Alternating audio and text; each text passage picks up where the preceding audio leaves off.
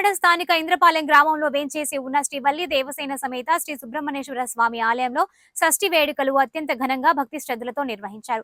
భక్తులు తెల్లవారుజాము నుండే చేరుకుని స్వామివారికి పంచామృతాలతో అభిషేకాలు నిర్వహించారు. అధిక సంఖ్యలో భక్తులు రావడంతో ఆలయ ఈవో పోలీసులు తగు ఏర్పాట్లను చేసి భక్తులకు ఎటువంటి అసౌకర్యం కలగకుండా క్యూ లైన్లు ఏర్పాటు చేసి స్వామివారి దర్శన భాగ్యాన్ని కల్పించారు. ఈ సందర్భంగా గుడి కార్యనిర్వహణాధికారి జోగా సత్యనారాయణ మాట్లాడారు.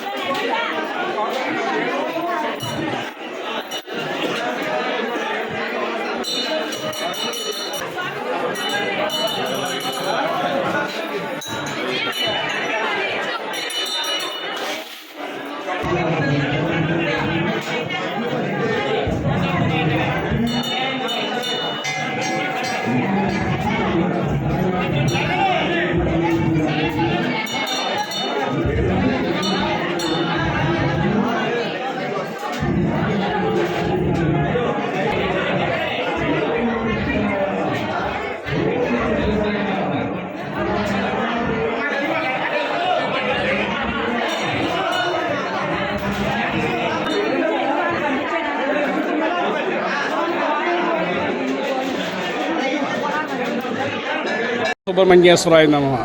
ఇంద్రపాలెం గ్రామంలో వేంచేసిన శ్రీ వల్లి దేవసేన సమేత సుబ్రహ్మణ్య స్వామివారి షష్ఠి మహోత్సవం సందర్భంగా ఈ తెల్లవారుజామున 2 గంటల నుండి దర్శనాలు ప్రారంభమయ్యాయి.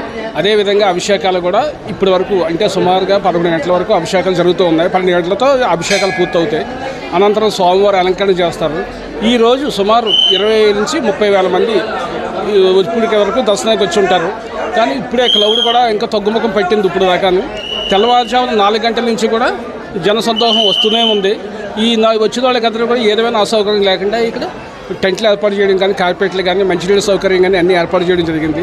అలాగే ట్రాఫిక్ క్లియరెన్స్ కోసం కూడా పోలీసు వారు కూడా సహాయ సహకారాలు అందించారు. ఇక్కడ కూడా వారు కూడా బందోబస్తు నిర్వహించి ఎవరికి అసౌకర్యం లేకుండా చేశారు. మా దేవాదాయ శాఖ కమిషనర్, డిప్యూటీ కమిషనర్ గారు నిన్న వచ్చి మొత్తం దేవాలయం పరిశీలించి తగు సూచనలు, సలహాలు అన్నీ ఇచ్చి ఏమేమి చేయాలన్నది చూశారు.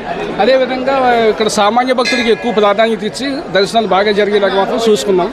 ఈరోజు చాలా శుభదినం. ఎందుకంటే ఇంత జనం వస్తారని ఎక్స్పెక్ట్ చేయలేదు.